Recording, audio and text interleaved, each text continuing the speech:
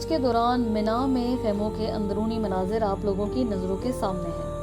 کس طرح لوگ عبادت میں مصروف ہیں، اپنی اپنی زندگی کو کس طرح گزار رہے ہیں، وہاں پر اللہ کی یاد میں مصروف ہیں۔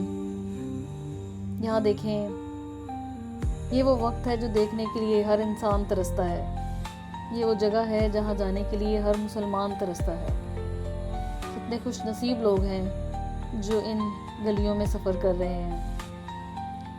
یہاں پر کھانے پینے کا بہترین انتظام ہے۔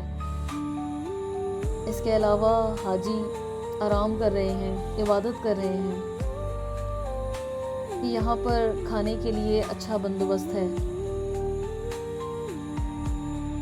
اس کے علاوہ واش رومز ہیں، خواتین اور مرد، بچے سب یہاں پر موجود ہیں، وضو کر رہے ہیں نمازیں پڑھنے کے لیے۔ اللہ سب کا حج قبول فرمائے، آمین ثم آمین۔ اللہ سب کو جانا نصیب فرمائے، آمین ثم آمین۔